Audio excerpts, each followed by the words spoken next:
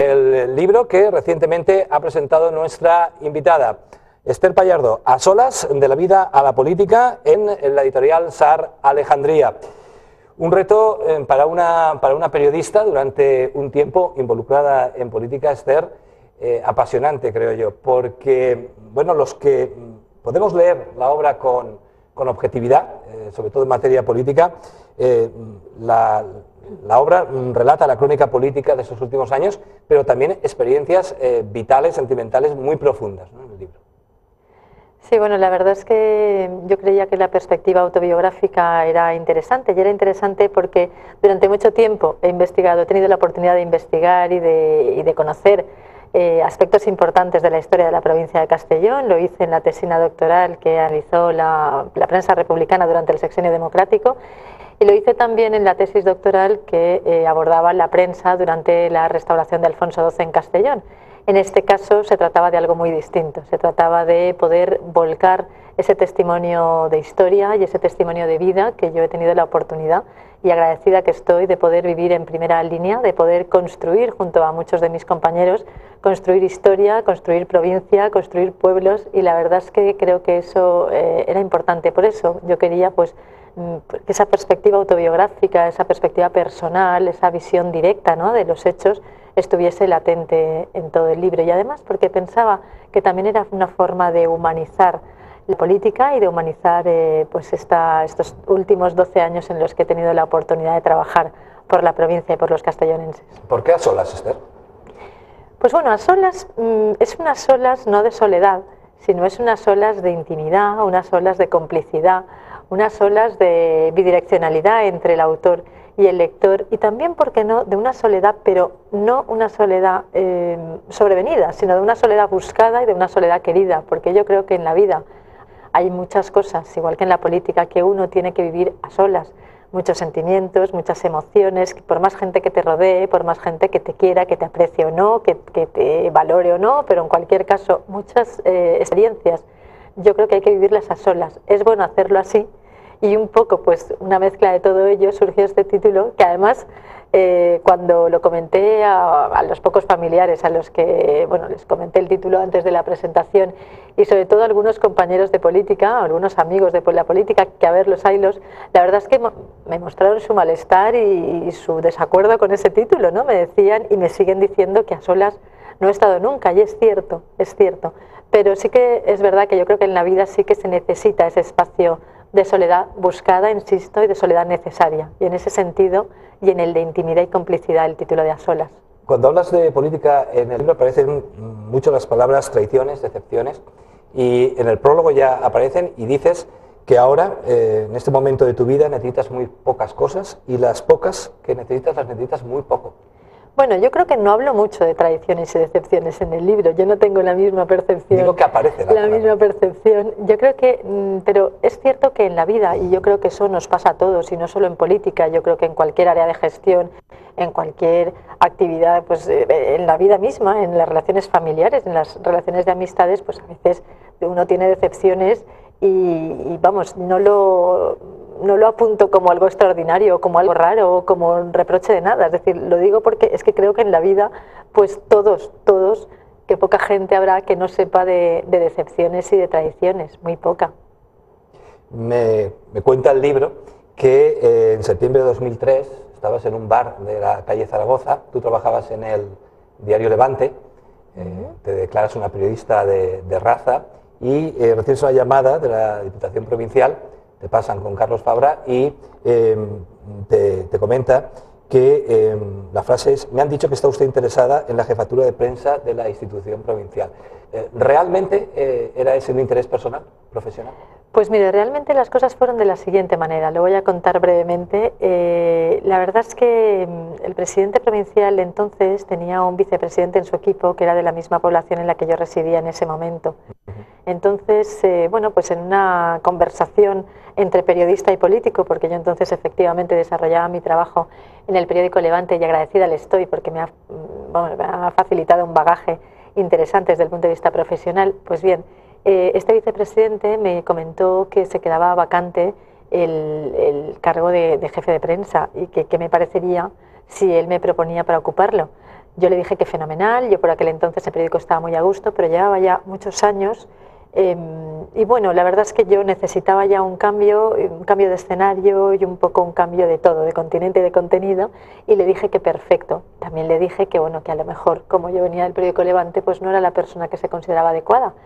Entonces, bueno, él me recordó que mi predecesor también venía del periódico Levante y eso a mí me tranquiliza un poco, pero aún con todo pues tenía mis dudas. Y la verdad es que efectivamente, después de un tiempo, de bastante tiempo de esa conversación, de hecho yo prácticamente ya ni me acordaba ni me acordaba de haber llevado esa conversación, efectivamente el presidente provincial me llamó para una entrevista, yo acudí a la Diputación Provincial y bueno, y así empezó todo.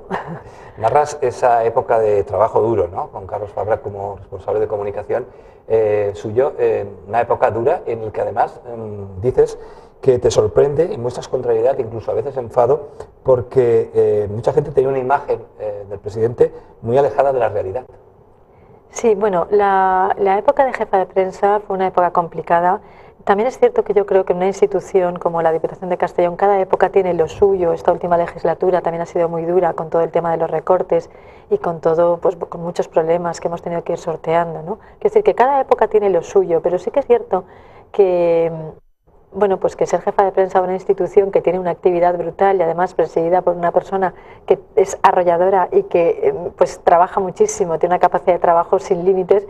Yo de momento llegué allí, mi predecesor se había ido ya hacía 15 días a otro cargo, me encontré absolutamente sola en mi despacho, no sabía muy bien cómo gestionar, ¿no? Yo sabía de cuestiones de la carrera y cuestiones del periodismo del otro lado, de estar en un periódico, de estar en una tele, pero en realidad no sabía, ¿no?, de la fontanería de una administración como la Diputación de Castellón, y la verdad es que fue una época dura, pero bueno, fue una época muy bonita y al final pues de todo se aprende, con todo se madura y con todos, y la verdad es que fue una etapa y una experiencia, vamos, para no olvidar. Según narras en el libro, no había horario ni fecha del calendario, ¿no? Se trabajaba a todas horas. Pero bueno, eso yo lo circunscribo a esa etapa, es cierto, pero la verdad es que eso pasa siempre en política, es curioso, pero la persona que en política ejerce con vocación, ¿no?, su actividad diaria y le gusta la política, como es mi caso, la verdad es que no hay horas nunca, es decir, no hay domingos, no hay días festivos, no hay vida familiar. La verdad es que mi hermana hace escasos días me decía, has visto más a tus sobrinos en estos 3 meses, 4 que estás fuera de la política que en los últimos 2 años. Es decir, es que en política, de verdad,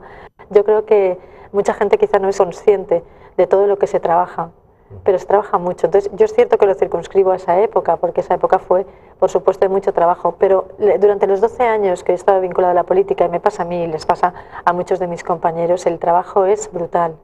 Es una época, además, bollante desde el punto de vista político, se hacen muchas cosas, pero también por esas fechas salta el mal llamado caso Fabra, que tú lo calificas así en el libro. ¿Cómo afecta eso al trabajo diario con el presidente de la Diputación entonces? Bueno, el caso Fabra, y efectivamente digo mal llamado caso Fabra porque estas son unas querellas que interpuso un empresario de Artana, que iniciaron un largo proceso judicial que finalizó, pues obviamente, como no podía ser de otra manera, sin ningún tipo de repercusión en este caso para el presidente provincial, demostrándose que no hubo, que no fueron efectivas ninguna de las acusaciones de las que en un principio se le hicieron, y la verdad es que estalló el 18 de diciembre del año 2003. En el día a día, en principio, claro, pasado el shock, ¿no?, porque la verdad es que allí yo, en concreto, y yo creo que en el libro así lo cuento, no sabía muy bien, no conocía a nadie, no conocía al empresario, no sabía de qué se estaba hablando. Estáis en ese momento y era muy difícil Carlos de Fabra gestionar. La el Palasiet, ¿no?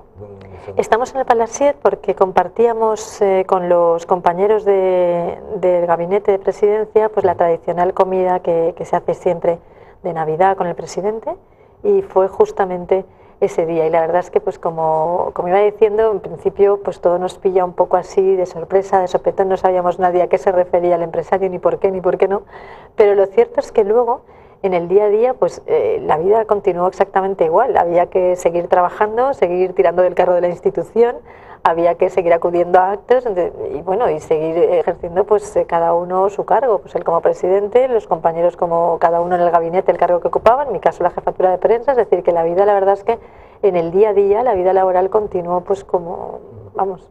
como hasta entonces. Un caso ¿no? Una en el vez que además pasado. el presidente acaba absuelto de todas las acusaciones que suponen corrupción política y que acaba con una condena a 3 años de prisión por fraude fiscal solo. ¿Cómo vive él esa situación? Bueno, pues yo voy a ser muy breve en esta respuesta, pero yo creo que él, como todo el mundo de su entorno, lo vive como yo y como mucha gente, con mucha asignación y con mucha entereza. Te iba a comentar porque más adelante llega tu nombramiento como vicepresidenta de la Diputación, año 2011, y bueno, recibes por parte de la prensa algunos varapalos. Como periodista, ¿cómo se vive esa situación? Incluso reconociendo tus méritos y tus capacidades, es verdad, porque la prensa lo resalta también, muchos ven en esto una maniobra política oscura, ¿no? ¿Cómo lo vives tú? Yo la verdad es que lo vivo como lo cuento, Mire, yo soy una persona que en este momento pues tengo una licenciatura en periodismo, soy doctora y defendida mi tesis el 22 del pasado mayo, el día 22. Soy una persona pues con una formación ni más ni menos como la que puedan tener mis compañeros. Soy una persona a la que en su día el presidente provincial de entonces le dio una oportunidad, como a la mayor parte de los compañeros que están en política en esta provincia, pues porque en ese momento era el presidente, igual que ahora hay un presidente y decide, ¿no? y da oportunidades a personas o no, pues en ese caso pasaba exactamente lo mismo. Entonces yo no me considero y nunca me he considerado una persona, una excepción, ¿no? En el conjunto de cargos de personas que se dedican a la política. Más bien al contrario, yo lo que sí que me considero siempre es una persona muy agradecida. Quiero decir, yo agradezco mucho al Partido Popular esa oportunidad, porque hay muchísima gente en el partido, muchísima, que trabaja mucho, trabajan sobrando, trabaja haciéndonos campaña allá donde va, en los bares, en los restaurantes, en los coles, que están involucrados en las asociaciones sin ánimo de lucro, en las asociaciones de vecinos, en las asociaciones de madres y padres en los coles, y hacen de verdad un trabajo absolutamente silencioso. Entonces yo creo que las personas que hemos tenido la oportunidad, al margen de quién nos la haya dado, pero todos tenemos que estar muy agradecidos a ese partido y a esas personas que nunca han ocupado un cargo público, que nunca han tenido la oportunidad de ir en una lista. Al margen de eso, la verdad es que yo no soy una persona de quedarme con lo negativo, sinceramente. Yo me quedo con lo positivo, y lo positivo es que Castellón, por primera vez en la historia, ha tenido una vicepresidenta, que en este caso ha recaído en mi persona, pero no estoy hablando de un logro individual, sino de un logro colectivo. Las mujeres, desde que se produjo la primera declaración por la mujer y ciudadana hace ya muchos años, yo creo que hemos trabajado mucho, especialmente en épocas más duras, ¿no? De mujeres que nos han precedido.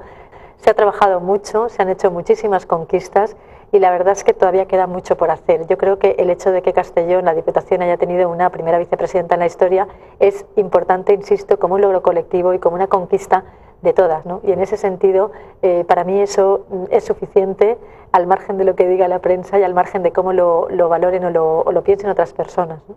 En las últimas elecciones tu nombre no aparece en las listas y tú dices en el libro, en política uno tiene que tener la maleta preparada siempre. Sí, siempre. Y de hecho yo, ese es un tema que siempre he comentado mucho con los compañeros. Yo creo que en política cualquier persona que entra sabe que hoy está y mañana no. Y además el no estar en política o no estar en los órganos de gobierno depende de muchas cosas, muchas veces de muchas, salvo de tu voluntad, con lo cual es algo que tienes que asumir así, que tienes que interiorizar así, y puede ser por 1000 cosas, pues porque el partido decida contar con otras personas dentro de la lógica normal de cambiar de perfiles. Puede ser que no estés en política pues porque tú por motivos personales entiendas que no tienes que estar o no quieras estar. Puede ser también que sean los ciudadanos los que decidan que tú no estés en política. Puede ocurrir. En las últimas elecciones hemos perdido algunas alcaldías, los ciudadanos nos han ubicado en otros, pues en la oposición o en algunos ayuntamientos. Quiero decir con eso que los motivos por los cuales uno puede o no estar en política son tantos y tan variados que el no entrar pensando que en cualquier momento puedes irte, yo creo que es un error. Y quizá por eso cuando llega ese momento lo coges con mucha tranquilidad, con mucha serenidad y dando gracias por la oportunidad que has tenido. Desde luego valorar esa oportunidad, que además en mi caso yo he vivido minuto a minuto y he disfrutado muchísimo, y a partir de ahí borrón y cuenta nueva. Es lo lógico y yo creo que es el suceder normal, ¿no? A mí me ha pasado ahora y a mis compañeros que están ahora pues probablemente les pase aquí 4 años y aquí 8, pero al final todos nos vamos a marchar. Lo que sí que es importante es, como concepto, que tengamos claro que aunque somos aves de paso en política, eso nos obedece para no ejercer con responsabilidad y para no ejercer con humanidad y con humildad en cada momento en el cargo en el que estás y el cargo que ocupas. Quiero decir, tú tienes que dar el 100% de ti mismo, tienes que ejercer la política con vocación de servicio al ciudadano, tienes que empatizar con los ciudadanos, tratar de ver cuáles son sus demandas, implicarte al máximo en darles una respuesta, y a partir de ahí yo creo que todo se vive de otra manera, ¿no? Todo se vive con mucha tranquilidad, decir, bueno, pues yo me voy, creo que he hecho las cosas lo mejor que he podido, creo que he actuado pues de la mejor forma posible y ha llegado el momento de marcharme y no pasa nada. La vida sigue. Citas a un escritor en el libro y dices, puede que la cárcel sea uno de los peores lugares del mundo, pero peores son las cárceles del alma, donde se agolpan los traidores que ahora reniegan de tu nombre, porque de esas cárceles no se sale en un año. Sí, lo que quiero expresar con eso es, vamos a ver, en política, como en cualquier otra, insisto, lo he dicho antes, en cualquier otro ámbito, yo creo que es cierto y todos lo sabemos que cuando uno está ocupando un cargo, ¿no? Por lo menos esa es la imagen que tenemos muchas veces. Cuando uno ocupa un cargo, pues tiene muchos amigos, tiene muchos conocidos, todo el mundo quiere fotos con uno y desafortunadamente cuando uno ya no está en política o cuando uno ya no está en un cargo directivo de un equipo de fútbol o en un cargo directivo de una empresa, es decir, no quiero circunscribirlo solo a la política porque yo creo que es un tema de la política, pero también de la vida. Pues esas cosas pasan. E insisto, yo creo que eso sí que a lo mejor puede generarte cierta sensación de vacío, ¿no? Decir, madre mía, yo no es mi caso, es decir, yo no puedo decir que haya sentido de estar en política o no grandes ausencias, la verdad es que no es mi caso, pero sí que hablo en general, yo creo que en general sí que suele pasar, pero porque la vida lleva a eso. Es decir, cuando uno tiene un cargo directivo en una empresa, pues bueno, pues la gente pues a lo mejor se acerca, le pide cosas o intenta, y cuando no, y desaparece del mapa, y no pasa nada, es la normalidad y es a lo que te lleva la vida.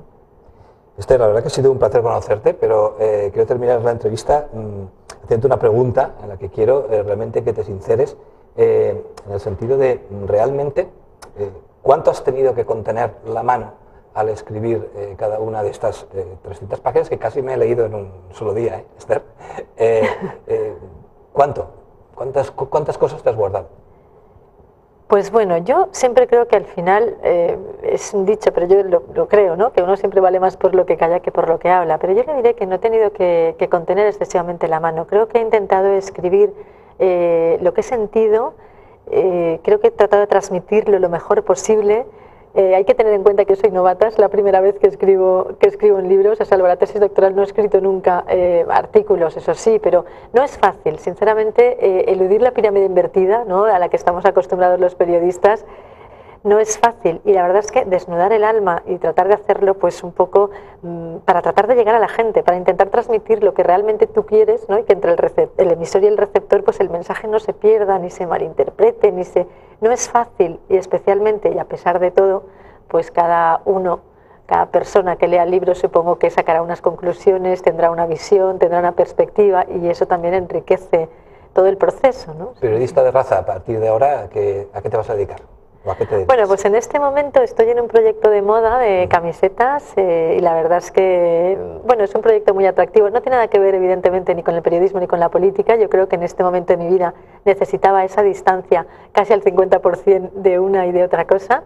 Y la verdad es completamente distinto, ¿no? Sí, no tiene nada que ver, pero es un mundo muy apasionante. Además, hemos creado una marca que se llama Keep Happy, que un poco lo que trata es de transmitir pues esa necesidad de mantener la felicidad y de que en la vida todos tenemos momentos duros, momentos difíciles, pero es importante encontrar esos momentos de felicidad. Entonces un poco la marca gira siempre en torno pues a esa felicidad y bueno, lo de Keep Happy viene por ahí, y con esa filosofía es con la que tratamos de trabajar día a día en este proyecto.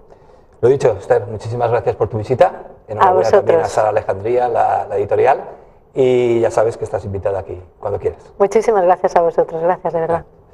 Pues continuamos y lo hacemos con música de Wynton Marsalis y Eric Clapton, nada más y nada menos, The Last Time, una joya, que la disfruten.